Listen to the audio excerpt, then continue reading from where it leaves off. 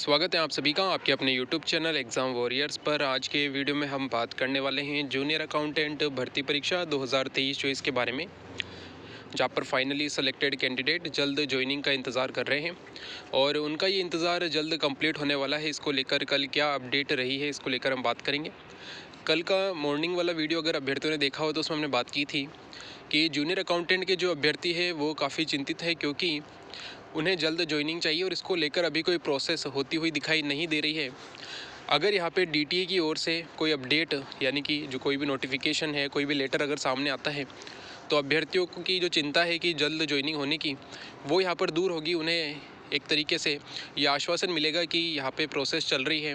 तो इसको लेकर हमने कल मॉर्निंग में बात की थी और कल शाम तक आपके पास अपडेट भी देखने को मिली।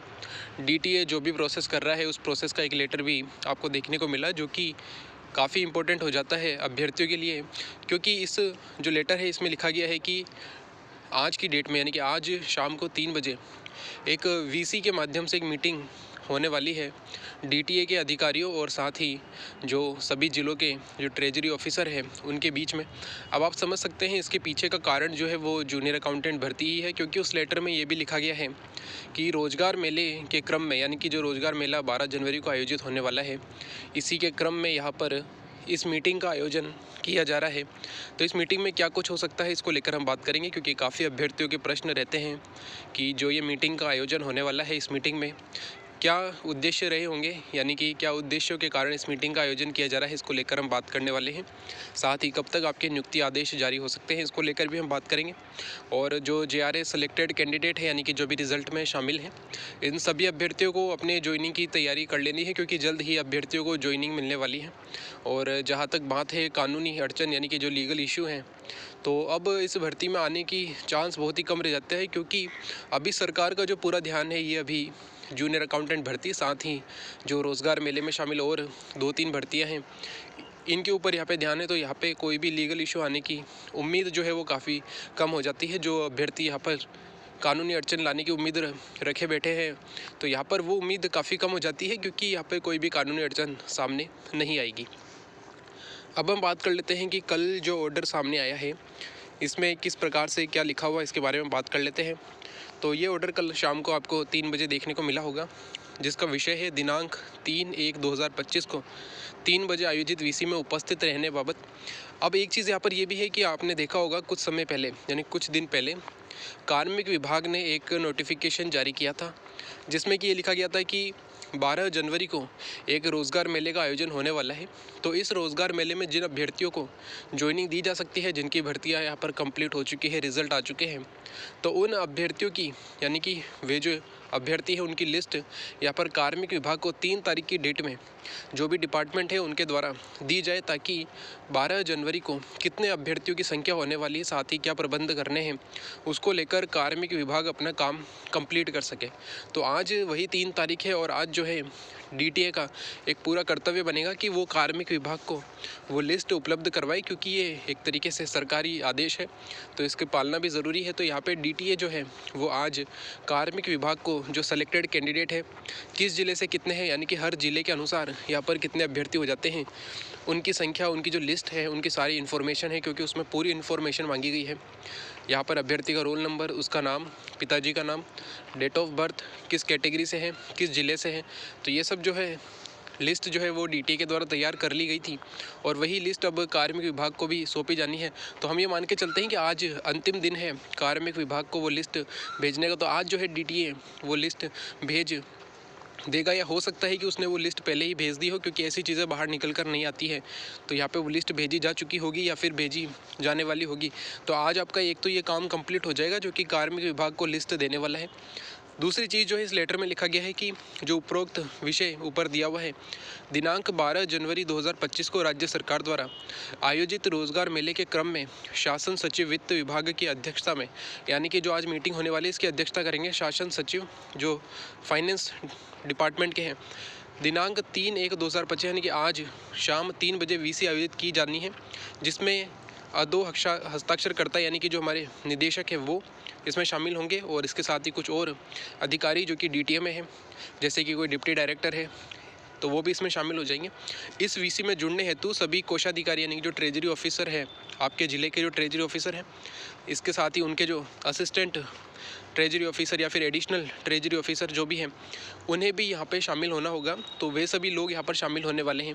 तो अब इस मीटिंग में क्या होने वाला है, तो आप सभी जानते हैं कि अभी जो आपको ज्वाइनिंग मिलेगी वो ट्रेजरी ऑफिस में मिलेगी, जहाँ पर आपकी ट्रेनिंग भी होने वाली है। लगभग 15 दिनों की ट्रेनिंग होगी। लगभग जो ये ट्रेनिंग की प्रोसेस है आपकी लगभग 1 महीने के आसपास चलेगी। 3 वीक से लेकर 1 महीने के आसपास आपकी ट्रेनिंग की प्रोसेस चलने वाली है। तो इस ट्रेनिंग की प्रोसेस को लेकर ही यहाँ पर आपकी मीटिंग होगी कि सबसे पहले तो जो ट्रेजरी ऑफिसर है उन्हें यहाँ पे बताया जाएगा कि आपके यहाँ पे जो जल्द इतने अभ्यर्थियों की संख्या जो होगी वो ज्वाइन करने आने वाली, क्योंकि सब जिलों की अभ्यर्थियों की संख्या अलग अलग होगी। कई ऐसे ज़िले हैं जहाँ पर अभ्यर्थियों की संख्या काफ़ी ज़्यादा है तो कहीं काफ़ी कम है। तो यहाँ पे उन अभ्यर्थियों को सबसे पहले नियुक्ति भी दिलानी है। इसके बाद जो ट्रेनिंग दी जानी है, ट्रेनिंग का काम सबसे इम्पोर्टेंट हो जाता है, क्योंकि यहाँ पर कई ज़िले ऐसे हैं, अगर हम बात करें लगभग 5 से 6 ज़िले ऐसे जहाँ पर सेलेक्ट होने वाले अभ्यर्थियों की संख्या काफ़ी कम है। यानी कि हर ज़िले में लगभग 30, 40, 50 इतने अभ्यर्थी होंगे। कुछ ज़िलों में जहाँ पर अभ्यर्थियों की संख्या जो सेलेक्ट हुए उनकी संख्या 50 या उससे कम है। तो कई ज़िले ऐसे हैं जहाँ पर जो संख्या है वो 100 से लेकर 200 के बीच में है, जिनकी संख्या सबसे ज़्यादा है। ऐसे ज़िलों की संख्या बहुत ज़्यादा है जहाँ पर सेलेक्ट होने वाले अभ्यर्थियों की संख्या 100 से लेकर 200 है। इसके अलावा कुछ ज़िले ऐसे हैं जहाँ पर अभ्यर्थियों की संख्या काफ़ी ज़्यादा है। तो यहाँ पर एक जो सामंजस्य होता है वो बिठाना पड़ता है। तो उसको लेकर भी यहाँ पे मीटिंग होने वाली है कि जो ट्रेजरी ऑफिस है उस ट्रेजरी ऑफिस में कितनी जगह, मान लीजिए किसी एक ज़िले से पूछा गया कि आपके यहाँ पर कितनी जगह आपके पास है, तो वो उनका जवाब होगा सर हमारे यहाँ पे 1 या 2 कमरे हैं। तो वहाँ पे सेलेक्ट होने वाले अभ्यर्थियों की संख्या अगर 200 हुई तो फिर वहाँ पे जो ये ट्रेनिंग हो सकती है वो पॉसिबल नहीं हो पाएगी। तो इसको लेकर जो है ये मीटिंग होने वाली है कि क्या व्यवस्था ट्रेनिंग को लेकर अभ्यर्थियों की जा सकती है, यानी कि जो ट्रेजरी ऑफिस है वो क्या व्यवस्था कर सकता है ताकि यहाँ पर जो ट्रेनिंग होने वाली है उसमें अभ्यर्थी शामिल हो सके। इसको लेकर हमने पहले भी बात की है। अगर आप कहीं ट्रेजरी ऑफिस जाएंगे तो वहाँ आपको देखने को मिलेगा कि ट्रेजरी ऑफिस कोई बड़ा नहीं होता है। 2 से 3 कमरे का एक ऑफिस बना होता है, जिसमें एक जो रूम होता है वो टीओ साहब के लिए होता है। इसके अलावा 2 रूम और होते हैं जिनमें जो ट्रेजरी ऑफिस से संबंधित अकाउंटेंट है, डब्ल्यू सेकंड है, वो वहाँ पर बैठे रहते हैं।